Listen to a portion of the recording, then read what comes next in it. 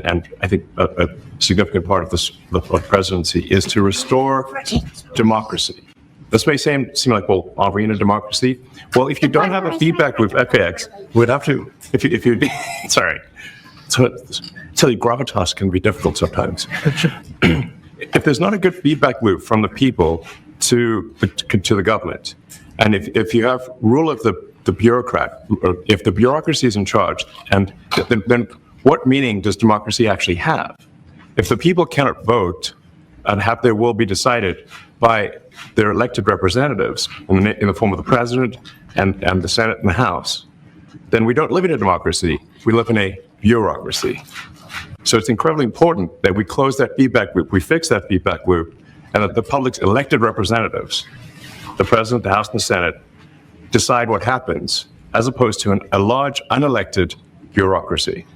This is not to say that there aren't some good people who are in the federal bureaucracy, but you can't have an autonomous federal bureaucracy. You have to have one that is responsive to the people. That's the whole point of a democracy.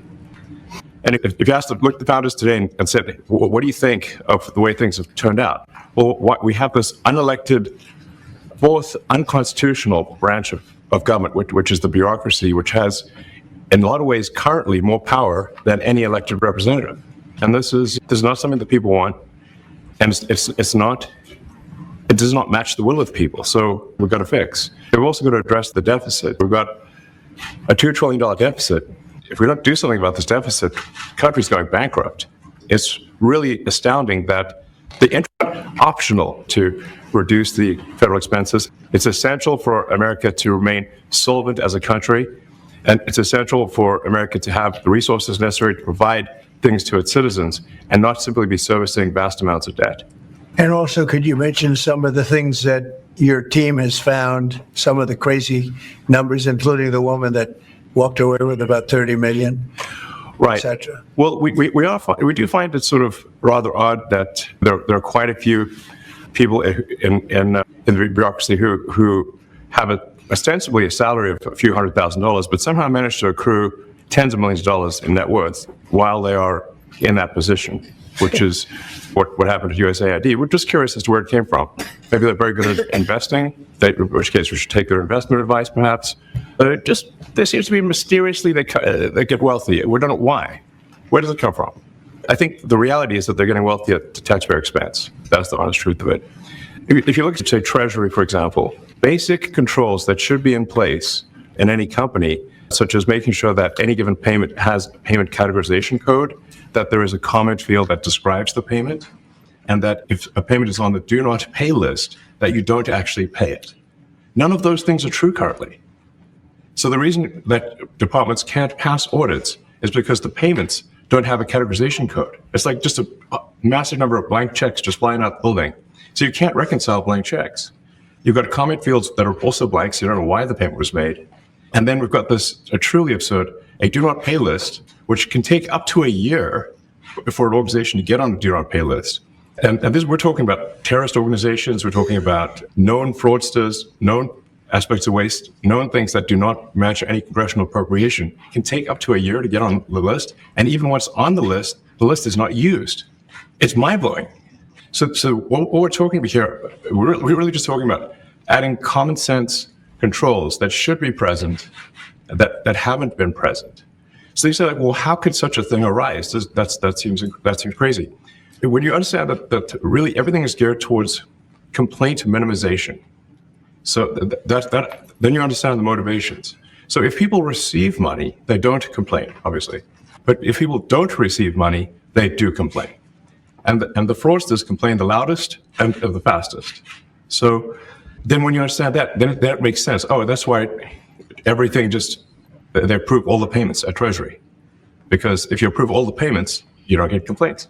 But now we're saying that, no, actually, we are going to complain. If money is spent badly, if your taxpayer dollars are not spent in a sensible and frugal manner, then that's not okay.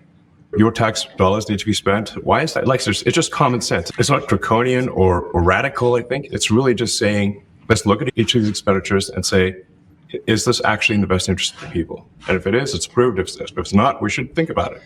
So there's crazy things like just cursory examination of Social Security And we've got people in there that are 150 years old.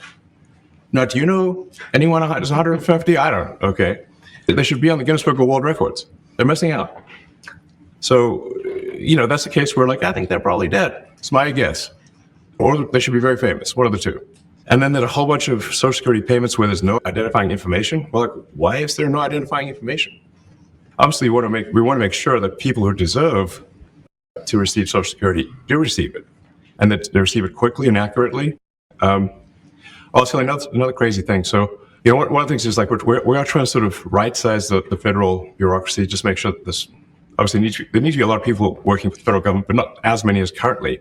So we're saying, let's if people can retire, with full benefits and everything, that would be good. They can retire, get their retirement payments, everything. And then we were told, this is actually, I think, a great anecdote, because we were told the most number of people that could retire possibly in a month is 10,000. We're like, well, why is that? Well, because all the retirement paperwork is manual on paper. It's manually calculated, then written down on a piece of paper. Then it goes down a mine. And what do you mean a mine? There's a limestone mine where we store all the retirement paperwork. And you look at a picture of this mine. We'll post some pictures afterwards. And this mine looks like something out of the 50s because it was started in 1955. It looks like it's like a time warp. And then the speed, the limiting factor is the speed at which the mine shaft elevator can move determines how many people can retire from the federal government. And the elevator breaks down sometimes, and then nobody can retire. Doesn't that sound crazy? There's 1,000 people that work on this. So I think if we take those people and say, you know what, instead of working in a mine shaft and carrying manila envelopes to boxes in a mine shaft, you could do practically anything else. And you would add to the goods and services of the United States in a more useful way. So anyway, I think, that's an example. At a high level, if you say, how do we increase prosperity, is we get people to shift from roles that are low to negative productivity to high productivity roles. And so increase the total output of goods and services, which means that there's a higher standard of living available for everyone. That's the actual goal. Everyone's very quiet. So don't people normally get quiet? Your detractors, Mr. Musk. I have to what? Including a lot of Democrats. I have detractors? You do, sir. I don't believe it. Say that you're orchestrating a hostile takeover of government and doing it in a non-transparent way. What's your response to that criticism? Well, first of all, you couldn't ask for a stronger mandate from the public. The public voted, we have a majority of the public voting for President Trump. We won the House, we won the Senate. The people voted for major government reform. There should be no doubt about that. That was on the campaign. The president spoke about that at every rally. The people voted for major government reform, and that's what people are going to get. They're going to get what they voted for. And a lot of times, people that don't get what they voted for, but in this presidency, they are going to get what they voted for. And that's what democracy is all about. Mr. Musk, the White House says that you will identify and excuse yourself from any conflicts of interest that you may have. Does that mean that you are, in effect, policing yourself? What are the checks and balances that are in place to ensure that there is accountability and transparency? Well, we actually are trying to be as transparent as possible. In fact, we post our actions to the DOGE handle on X and to the DOGE website. So all of our actions are maximally transparent. In fact, I don't think there's been, I don't know of a case where an organization has been more transparent than the DOGE organization. So the kind of things we're doing are, I think, very, very simple and basic. They're not, what I mentioned, for example, about Treasury, just making sure that payments that go out, taxpayer money that goes out, is categorized correctly, that the payment is explained, that organizations on the do not pay list, which takes a lot to get there, that actually are not paid, which currently they are paid. These are not individual judgment decisions. These are about simply having sensible checks and balances in the system itself to ensure that taxpayer money is spent well. So it's got nothing to do with, say, a contract with some company of mine at all. But there is a conflict of interest when it comes to you yourself. For instance, you've received billions of dollars in federal contracts. When it comes to the Pentagon, for instance, which the president, I know, has directed you to look into. Yeah. Are you policing yourself in that? Is there any sort of accountability check and balance in place that would provide any transparency for the American people? Well, all of our actions are fully public. So if you see anything, you say like, wait a second, hey, Elon, that seems like maybe that's, there's a conflict there. It's not like people are going to be shy about saying that. They'll say it immediately, Including you yourself. Yes. But transparency is what builds trust, not simply somebody asserting trust. So not somebody saying they're trustworthy, but transparency. So you can see everything that's going on. And then you can see, am I doing something that benefits one of my companies or not? It's totally obvious. And if we thought that, we would not let him do that segment or look in that area if we thought there was a lack of transparency or a conflict of interest. And we watched that also. He's a big businessman. He's a successful guy. That's why we want him doing this. We don't want an unsuccessful guy doing this. Now, one thing also that Elon hasn't really mentioned are the groups of people that are getting some of these payments. They're ridiculous. And we're talking about billions of dollars that we've already found. We found fraud and abuse. I would say those two words as opposed to the third word that I usually use, but in this case, fraud and abuse. It's abusive because most of these things are virtually made up, or certainly money shouldn't be sent to them. And you know what I'm talking about. It's crazy. So, but we're talking about tens of billions of dollars that we've already found. And now a judge who's an activist judge wants to try and stop us doing this. Why? Why would they want to do that? I campaigned on this. I campaigned on the fact that I said government is corrupt. And it is very corrupt. It's it's also foolish. As an example, a man has a contract for 3 months and the contract ends, but they keep paying him for the next 20 years, because nobody ends a contract. You got a lot of that. A contract that's a 3-month contract. Now, normally, if you're in a small, in all fairness, it's the size of this thing is so big. Yeah. But if you contract and you're in a regular business, you end the contract in 3 months. It's a consultant. Here's a contract for 3 months, but it goes on for 20 years. And the guy doesn't say that he got money for 20 years. They don't say it. They just keep getting checks month after month. And you have various things like that, and even much worse than that, actually, much worse.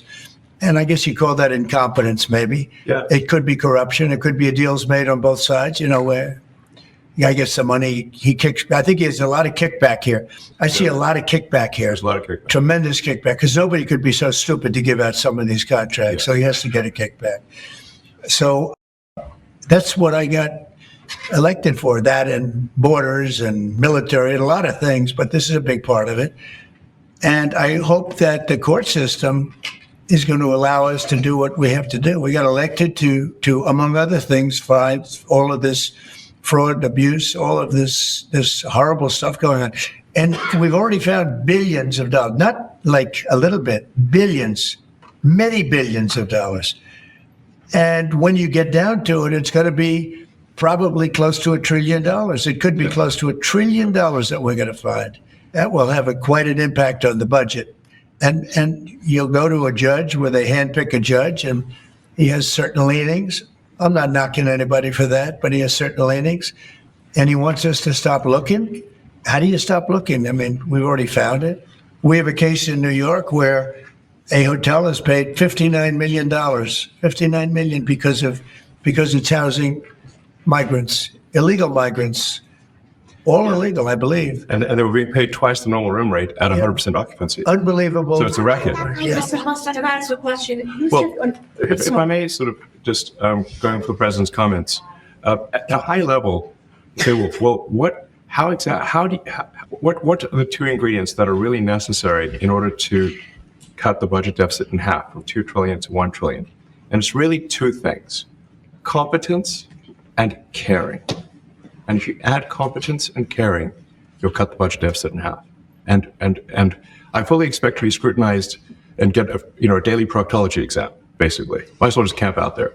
So it's not like I think I can get away with something. I'll be scrutinized nonstop. But with support of the president, we can cut the budget deficit in half from 2 trillion to 1. And then with deregulation, because there's a lot of sort of regulations that don't ultimately serve the public good. We need to free the builders of America to build. And if we do that, that means I think we can get the economic growth to be maybe 3-4%, maybe 5%. And that means if you can get $1 trillion of economic growth and you cut the budget deficit by $1 trillion, between now and next year, there is no inflation. There's no inflation in 26. And if the government is not borrowing as much, it means that interest costs decline. So everyone's the mortgage, their car payment, their credit card bills, anything, their student debt, the monthly payments drop. That's a fantastic scenario. The average American. I mean, imagine they're going down the grocery aisle and the prices from one year to the next are the same, and their mortgage, all their debt payments dropped. How great is that for the average American? We had That's no what we're idea. We had no idea we were going to find this much, and it's open. It's not like complicated. It's not simple stuff. complicated. It's Just like a lot of work. We Yeah. can't believe it. A lot of work, a lot of smart people involved. Very, very smart people. But you're talking about anywhere maybe 500 billion. It's crazy the kind of It is crazy. about. Normally when you're looking at something, you'll find you're looking for 1 out of 100. Here, you're almost reversing it. You look for one that's good. Yeah. And you can look at the title and you say, why are we doing this? Why are we doing that? And the public gets it. The public gets it. You've seen the polls. The public is saying, why are we paying all this money? This for years, this has gone on. Senator, Yeah, go ahead. Wait, go ahead. Senator Rand Paul today said that DOGE cuts will ultimately need a vote in Congress. Do you agree with that? Is that the I plan? really don't know. I know this. We're finding tremendous fraud and tremendous abuse. If I need a vote of Congress to find fraud and abuse, it's fine with me. I think we'll get the vote, although there'll be some people that wouldn't vote. And how could a judge want to hold us back from finding all of this fraud and finding all of this incompetence? Why would that happen? Why would even Congress want to do that? Now, Congress, if we do need a vote, I think we'd get a very easy vote because we have a track record now. We've already found billions of dollars of abuse, incompetence, and corruption. A lot of corruption. If a judge does block one of your policies, part of your agenda, will you abide by that? Well, I always abide by the courts, and then I'll have to appeal it. But then what he's done is he slowed down the momentum, and it gives crooked people more time to cover up the books. If a person's crooked and they get caught, other people see that, and all of a sudden it becomes harder later on. So, yeah, the answer is I always abide by the courts, always abide by them, and will appeal. But appeals take a long time, and I would hope that a judge, if you go into a judge and you show him, here's a corrupt situation, we have a check to be sent, but we found it to be corrupt. Do you want us to send this corrupt check to a person, or do you want us not to give it and give it back to the taxpayer? I would hope a judge would say, don't send it, give it back to the taxpayer. Yeah. If I can add to that, what we're finding is that a bunch of the fraud is not even going to Americans. So I think we can all agree that if there's going to be fraud, it should at least go to Americans. But a bunch of the fraud rings that are operating in the United States and taking advantage of the federal government, especially in the entitlements programs, are actually foreign fraud rings. They're operating in other countries and actually exporting money to other countries. We should stop that. And this is big numbers. We're about $100 to $200 billion a year. Serious money. Ms. Musk, you said on X that an example of the fraud that cited was $50 million of condoms was sent to Gaza. But after fact check this, apparently Gaza in Mozambique, and the program was to protect them against HIV. So can you correct the statements? It wasn't sent to Hamas, actually. It was sent to Mozambique, which makes sense why condoms was sent there. Yeah. And how can we make sure that all the statements that you said were correct, so we can trust what you say? Well, first of all, some of the things that I say will be incorrect and should be corrected. So nobody's going to bat 1,000. I mean, we will make mistakes, but we'll act quickly to correct any mistakes. So, I'm not sure we should be sending $50 million worth of condoms to anywhere, frankly. I'm not sure that's something Americans would be really excited about. And that is really an enormous number of condoms, if you think about it. But, if it went to Mozambique instead of Gaza, I'm like, okay, that's not as bad, but still, why are we doing that? Can you talk a little bit about how closely you're working with agency heads as you're directing these cuts? Do they have how much input do agency heads have when you're making these decisions? Yeah, we work closely with the agency heads, and there are sort of checks in place. So it's not just us just going in and doing things willy-nilly. It's in partnership with the agency heads, and and I check frequently with the president to make sure that this is what the president wants to have happen. So, we talk almost every day, and I double check things to make sure, is this something, Mr. President, you want us to do this? Then we'll do it. The ID has been one of your main targets. Are you concerned at all that some of the cuts or that shutting that agency altogether may lead to diseases or other bigger problems starting in other countries that then come to the United States? Yeah, so that's an interesting example. So that's something where we work closely with the State Department and Secretary Rubio. And we have, for example, turned on funding for Ebola prevention and for HIV prevention. Left that, you said. Yes, correct. And we are moving fast, so we will make mistakes, but we'll also fix the mistakes very quickly. Do you So see it as a worthy cause, USAID? I think that there's some worthy things, but overall, if you say what was the bang for the buck, I would say it was not very good. And there was far too much of what USAID was doing was influencing elections in ways that I think were dubious and do not stand the light of day. I can just have to follow up to the Pentagon contracts. If you have received billions of dollars in contracts from the Pentagon, and the president's directing you to look into the Department of Defense, is Yes, that which we a definitely need conflict to of do and interest? are going to do at the president's request. Does that present a conflict of interest for you? No, because you'd have to look at the individual contract and say, first of all, I'm not the one, filing the contract. It's people at SpaceX or someone who will be putting for the contract. And I'd like to say, if you see any contract where where it was awarded to SpaceX and it wasn't by far the best value for money for the taxpayer, let me know, because every one of them was. The president said the other day that you might look at treasuries. Could you explain that a little bit? What kind of fraud, and that question goes to both of you, what kind of fraud are you expecting to see or do you see right now in U.S. treasuries? I think you mean the Treasury Department as opposed to Treasury bills or. You also referenced treasuries on Air Force One the other night. Go ahead. Well, as I mentioned earlier, really the first order of business is to make sure we're actually collecting. Sorry for this, although my son might enjoy this, but he's sticking his fingers in my ears and stuff. It's been hard to hear sometimes. Hey, stop that. The stuff we're doing with the Treasury Department is so basic that you can't believe it doesn't exist already. So for example, it's like, what type of payment is this? You can't just leave the field blank. Currently, many payments, the field is left blank. And you have to describe what's the payment for, some basic rationalization. That also is left blank. So this is why, the Pentagon, when's the last time the Pentagon passed an audit? I mean, a decade ago, maybe? Ever? Really? And we want to just, in order to actually pass audits, you have to have financial information that allows you to trace the payments. So, and once in a while, the Treasury has to pause payments if it thinks the payment is going to a fraudulent organization. Like, if they get on that payment, let them do not pay list, it means that this is someone that is just, it's like dead people, terrorists, known fraudsters, that kind of thing. We should not pay them. But currently we do, which is crazy. We should stop that. And by the way, 100 team. And for the sake of the country, I hope that the person that's in charge and the other people that report to me that are in charge are allowed to do the right thing, namely make sure everything's honest, legitimate, and competent. But we're looking at just, when you look at USAID, that's one. We're going to look at the military. We're going to look at education. They're much bigger areas. But the USAID is really corrupt. I'll tell you, it's corrupt. It's incompetent, and it's really corrupt. And I can't imagine a judge saying, well, it may be corrupt, but you don't have the right. You got elected to look over the country and to, as we say, make America great again, but you don't have the right to go and look and see whether or not things are right that they're paying or that things are honest that they're paying.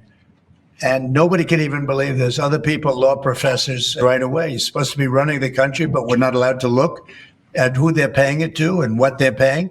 We have massive amounts of fraud that we caught. I think we probably caught way over a lot of billions of dollars already in, 2 weeks? Yes. And it's going to go to numbers that you're not going to believe. And much, as I said, much is incompetence and much is dishonesty. We have to catch it. And the only way we're going to catch it is to look for it. And if a judge is going to say you're not allowed to look for it, that's pretty sad for our country. I don't understand how it could even work. Which one? The buyout program, the offer to federal workers. Can you personally guarantee that the workers who opt in to resign now will be paid through Well, they'll September? get their money, but they're getting a good deal. They're getting a big buyout. And what we're trying to do is reduce government. We have too many people. We have office space. It's occupied by 4%. Nobody's showing up to work because they were told not to. And then Biden gave them a 5-year pass, some of them, 48,000 of them, gave them a 5-year pass that for 5 years, you don't have to show up to work. And let me tell you, this is largely, much of this stuff is because of Biden. It's his fault. He allowed this country, what he did on our border. What he did on our border is almost not as bad as what he did with all of these contracts that have come out. It's a very sad day when we look at it. I can't even believe it. But many contracts just extend and they just keep extending, and there was nobody there to correct it. And that cannot be, I can't imagine that could be held up by the court. Any court that would say that the president or his representatives, like Secretary of the Treasury, Secretary of State, whatever, doesn't have the right to go over their books and make sure everything's honest. I mean, how can you have a country? You can't have anything that way. You can't have a business that way. You can't.